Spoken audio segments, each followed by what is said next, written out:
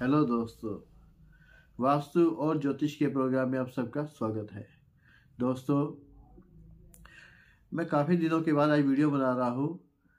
Actually क्या था कि पिछले काफ़ी दिनों से मैं बिजी था, तो मेरे को टाइम नहीं मिल रहा था, इस कारण मैं वीडियो नहीं बना सका। लेकिन मेरे दिमाग में एक टॉपिक चल रहा था कि जो लोग नग डालते हैं, क्या वो उनको सूट करते भी हैं कि नहीं करते। क्योंकि कई लोगों का क्वेश्चन होता है कि हम कौन सा नग डालें, जो डाले होते हैं तो उनको सूट नहीं कर रहे होते। ठीक है, तो मैं कहता था कि एक थोड़ी सी क्लियर हो जाए, क्लैरिटी आ जाए लोगों के माइंड में कि उन्हें नग डालना तो नग कौन सा डालें, कौन से ग्रह का नग डालें। तो इसी टॉपिक में आज ये वीडियो बना रहा हूँ कि लोगों को थोड़ा मैं गाइड कर सकूँ कि वो नग डालें तो इन्हीं घर के जो स्वामी है, इन राशियों के जो स्वामी है, उनका ही नग डालें।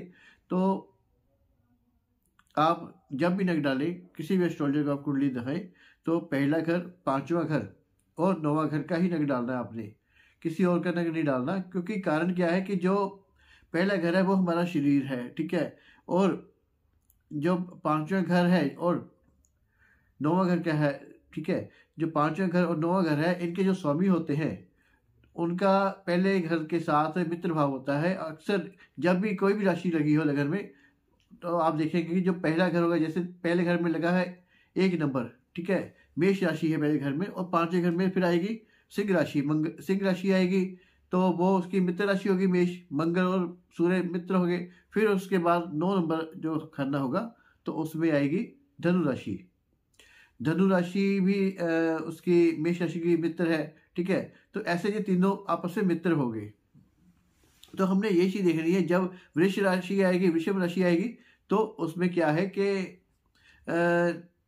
पांचवें घर में 6 नंबर राशि आएगी कन्या राशि। कन्या राशि वो उसकी मित्र राशि है। ऐसे ही सारा हम देखते जाएंगे, और जो पहला घर, पांचवा घर और जो नौवां घर है, ठीक है, इन सभी खानों में मित्र राशि हमेशा ही आएगी जब भी ये राशि चक्र घूमेगा। ठीक है, हर 1 घंटा 1.5 घंटे में लगन चेंज हो जाता है। ठीक है, जैसे जैसे लगन चेंज होगा, लेकिन जो राशि आएगी तो वो मित्र राशि ही इन घरों में आएगी। तो आपने तो पहले तो ये देखना है कि पहला घर, पांचवा घर और नौवां घर में कौन सी राशि लगी है। फिर उनके देखने आपने स्वामी। स्वामी देखने के बाद आपने ये देखना है कि छठा घर, आठवां घर और 12वां घर, इन घरों में इनके स्वामी कहीं बैठे तो नहीं है। अगर मान लो इन घरों में बैठे हैं इनके स्वामी, तो फिर भी हमने इनका यतन नहीं धारण करना है दोस्तों। क्योंकि अगर मान लो हमने उनका स्वामी कोई छठे घर में चला गया, तो वहां से रोग कंचा शत्रुता मिलेगी, ठीक है। और अगर मान लो उनका घर 8वें में चला गया, तो फिर वो हॉस्पिटल तक काफी डेंजरस हालत में वो हमें ले जाएंगे, ठीक है। तो हमने वहां पे नहीं जाना, हमने वो रतन 8वें घर में अगर चला गया उसका स्वामी, तो नहीं डालना। फिर अगर 12वें घर में चला गया, मान लो पहला, पांचवा या नौवां घर का जो स्वामी है, अगर 12वें घर चला गया तो वे हो गया, ठीक है, तो हमने उसका रतन भी डालना, क्योंकि वो तो हमके देने की जगह बन गई ना फिर, है ना। तो हमने ये देखना है कि वो पहला, पांचवा और नौवां घर का स्वामी कहीं छठे, 8वें या 12वें भाव में तो नहीं है। अगर है तो फिर हमने स्टोर नहीं डालना है। फिर दोस्तों उसके बाद हमने ये देखना है कि वो जो ग्रह है वो किस नक्षत्र में बैठे हैं। अगर मान लो अच्छी राशि में बैठी हैं, फिर उसके नक्षत्र को भी देखना है हमने। क्योंकि अक्सर ज्योतिष लोग क्या करते हैं कि राशि को देखकर ही प्रेडिक्शन कर देते हैं कि हाँ जी ये रत्न डाल लो आपको बेनिफिट देगा। पर कैसे देगा अगर उसका नक्षत्र ही अगर उसके खिलाफ होगा, ठीक है। अगर मान लो हमने बुध का पन्ना धारण कर लिया, ठीक है, बुध का पन्ना धारण कर लिया, लेकिन वो बृहस्पति के नक्षत्र में बैठा हो, तो वो क्या अच्छा फल देगा? नहीं, वो तो वो भी खराब करेगा फिर तो, ठीक है। तो हमने ऐसी पोजीशन में हमने उपाय करने हैं दोस्तों। आप मेरी बात को समझो। हमने नक्षत्रों को भी देखना है। अगर नक्षत्र भी उसके राशि जो ग्रह है उसके खिलाफ बैठे हैं, ठीक है, उसके ऑपोजिट बैठे हैं, तो हमने उसके उपाय करने, ना कि हमने नग डालना है। तो उसके बाद बकरी ग्रह है या अस्त ग्रह है, ठीक है, तो उस वक्त भी हमें कुंडली को दिखा के अच्छी तरह अच्छे एस्ट्रोलॉजर को, ठीक है, तो तभी हम उसका नग डालना है या नहीं डालना। तो ये बकरी का तो नहीं डाल सकते, लेकिन अगर अस्त का है तो कुछ पोजीशन में, कुछ हालात में ऐसे हो सकता है कि हम उसका नग डालें, ठीक है। लेकिन पर वो भी एक अच्छे एस्ट्रोलॉजर से बात करके ही अपना ये वो इस निर्णय में पहुंचे, तभी आप ये नग डाल सकते हैं दोस्तों। मेरा कहने का मतलब यही है कि आप जब भी कुंडली दिखाओ किसी अच्छे एस्ट्रोलॉजर को दिखाओ, क्योंकि अगर मान लो उन्होंने गलत रत्न आपको दे दिया तो वो आपको आकाश से आपको ज़मीन पर भी ले जाएगा, ठीक है।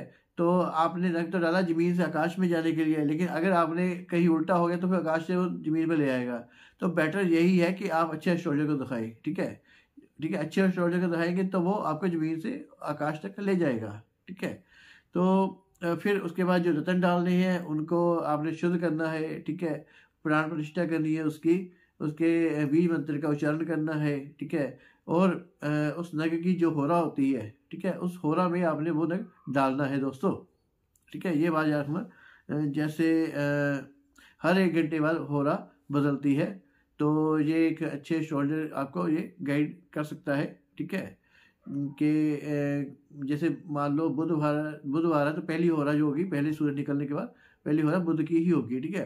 तो ऐसे हर दिन होरा जो होते जो दिन होता है उसकी होरा पहली होती है, ठीक है। तो ये एक अच्छे एस्ट्रोलॉजर से आप इसके बारे में आप जरूर पूछना, ठीक है। तो तभी आप नग डालना ये वाला, ठीक है, कोई भी नग हो आपका। तो मैं अब ये समझ सकता हूँ कि अब सभी को मेरी ये बात जो मैंने अभी नगों की बताई है ये सभी को समझ आ गई होगी, ठीक है। और अब आगे से सभी ध्यान रखेंगे रतन को डालने की। रतन डालना कोई इतना आसान नहीं है। आसान का मीनिंग ये है कि किसी ने आपको बता दिया और डाल दिया, ठीक है, तो वो क्या आपको बेनिफिट देगा? वो आपको बेनिफिट नहीं देगा।